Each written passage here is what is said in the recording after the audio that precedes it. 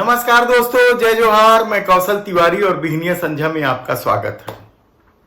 2024 के लोकसभा चुनाव को लेकर जिस तरीके से इंडिया गठबंधन और एनडीए के बीच महामुकाबला होने जा रहा है, वह बेहद ही चौंकाने वाला है। इसके मुद्दे क्या होंगे, अभी सब कुछ गर्भ में है। उसके बाद भी यदि मोदी सरकार भीतर से डरी हुई है, सब कुछ अपने में समेट लेना चाहती है, यहां तक कि चुनाव आयोग को भी अपने अनुकूल करने में लगी है, तब सवाल यह है कि इससे पहले होने वाले 5 राज्यों के चुनाव परिणाम क्या भारतीय जनता पार्टी की नींद उड़ा देगी? यकीनन, क्योंकि जिस तरीके का दौर पिछले 9-10 सालों से इस देश में चल रहा है, उससे आम आदमी के हाथ क्या हासिल हुआ, यह सबसे बड़ा सवाल है। क्योंकि जिस तरीके से भारतीय जनता पार्टी या देश के प्रधानमंत्री नरेंद्र मोदी ने केवल लफाजी और झूठ के आसरे सब कुछ अपने में समेट लेने की कोशिश की या सत्ता के अनुकूल कर लेने की कोशिश की, क्या उससे अब आम जनमानस ऊब चुका है?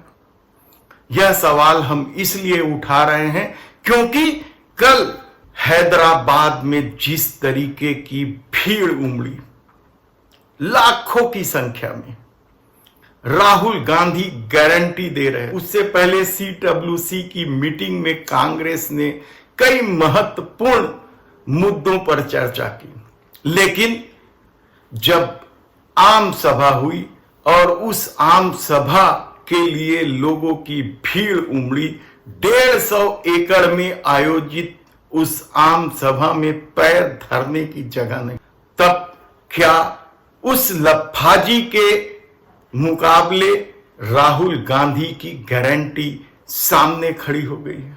यकीनन, क्योंकि भारतीय जनता पार्टी को इस बार दक्षिण से बहुत उम्मीद थी, लेकिन तमाम कोशिश के बाद भी दक्षिण में पैर जमाने की बात तो दूर, कर्नाटक भी वह हार गई। कर्नाटक हारने के बाद मोदी शाह पर पार्टी के भीतर से हमले भी हुए, लेकिन 2024 सामने खड़ा है। शायद इसलिए बहुत सारे लोग मन महसूस कर रह गए हैं। लेकिन राज्यों में जिस तरीके से स्थिति बन रही है, यानी जो सर्वे आ रहा है वह साफ कह रहा है कि राजस्थान, छत्तीसगढ़, मध्य प्रदेश, तेलंगाना, मिजोरम, कहीं भारतीय जनता पार्टी नहीं आ रही है। यानी देश के प्रधानमंत्री नरेंद्र मोदी की छवि अब भी दक्षिण के लोगों को अमान्य है। भारतीय जनता पार्टी को अब भी दक्षिण के लोग पसंद नहीं करते हैं। यानी मोदी इस देश के केवल हिंदी पट्टी, गुजरात, महाराष्ट्र तक के ही पसंदीदा नेता रह गए। और राहुल गांधी ने भारत जोड़ो यात्रा से जो शुरुआत की, यानी कश्मीर से लेकर कन्याकुमारी तक की यात्रा में हर जगह भीड़ इकट्ठे। दक्षिण में कल जो भीड़ उमड़ी है, वह भी भाजपा के लिए चेतावनी का सबब है। लेकिन धर्म और राष्ट्रवाद के आसरे सब कुछ अपने में समेट लेने या फिर जांच एजेंसियों के सहारे स्वयं को खड़ा कर लेने, और अब कहा जा रहा है कि चुनाव आयोग को भी अपने अनुकूल कर लेने की कोशिश में लगी मोदी सत्ता शायद अब भी यह सोच रही है कि 2024 वह धर्म और राष्ट्रवाद के आसरे आसानी से जीत जाएगी।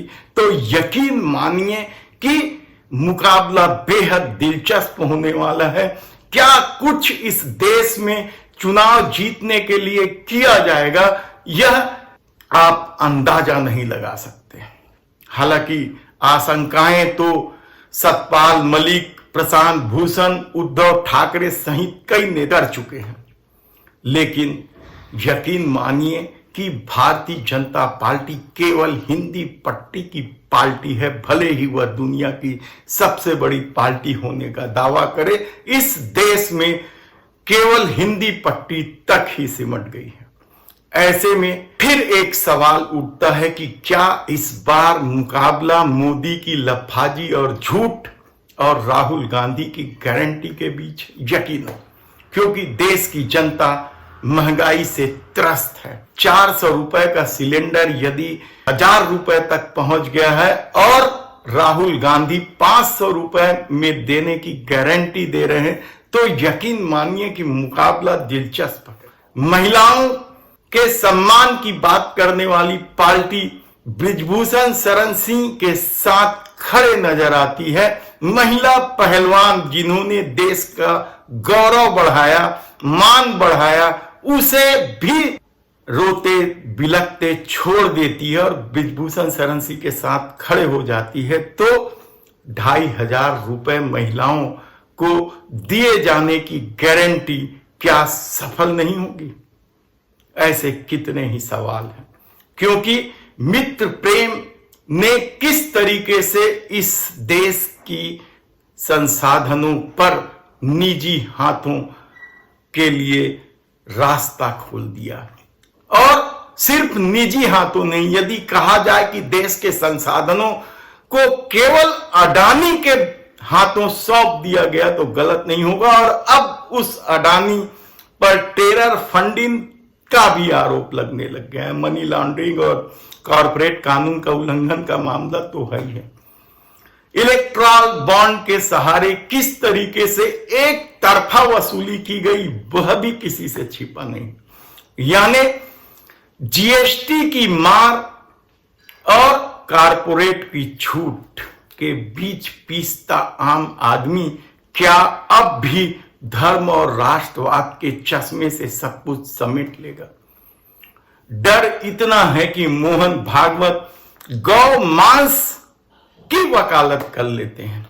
यानी जिन्हें मांसाहार से नफरत था, वे गौ मांस तक उतर गए हैं।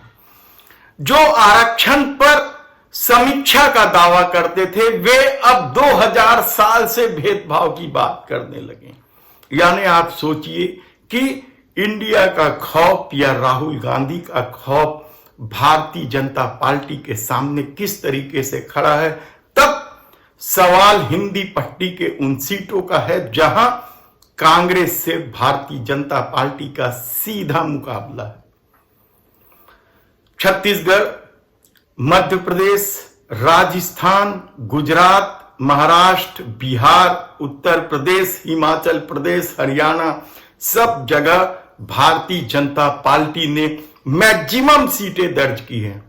यानी लगभग सब सीटें जीत ली है कहा जाए तो भी गलत नहीं होगा। तब सोचिए कि यदि मुकाबला सिर्फ कांग्रेस और भाजपा के साथ होगा, के बीच होगा, और एक तरफ लफाजी और एक तरफ गारंटी होगी, तो लोग किसे चुनेंगे? और शायद यही डर मोदी सरकार को सता रही है और इसलिए वह सुप्रीम कोर्ट के निर्णय के बाद भी चुनाव आयोग को अपने अनुकूल करने के लिए नया कानून ला रही है। आप खुद सोचिए कि सुप्रीम कोर्ट ने क्या गलत कहा था कि यदि चुनाव आयुक्त की नियुक्ति सत्ता करती है तो वह सत्ता के खिलाफ कैसे जा सकती है। और अब तो रैंक भी घटा देने की बात हो रही है, यानी कैबिनेट मंत्री से भी नीचे का रैंक हो जाएगा यदि चुनाव आयोग के सदस्यों का, तो वह केंद्रीय मंत्रियों की करतूतों पर कैसे कार्रवाई करेगी। ऐसे कितने ही सवाल इस दौर में उठ रहे हैं। और डरी हुई मोदी हम डरी हुई इसलिए कह रहे हैं, यदि डर नहीं है तो फिर चुनाव आयोग की नियुक्ति में चीफ जस्टिस की उपस्थिति से क्या दिखता? विपक्ष और चीफ जस्टिस, यही तो सुप्रीम कोर्ट ने कहा है। लेकिन अब उसे भी बदलने की कोशिश हो रही है और अब विशेष सत्र बुलाया गया है। इस विशेष सत्र में क्या कुछ होगा हम आपको बताते रहेंगे, लेकिन यकीन मानिए, लेकिन अब मुकाबला दो ही पक्ष का है। एक तरफ लफाजी और झूठ है तो दूसरी तरफ गारंटी है। धन्यवाद।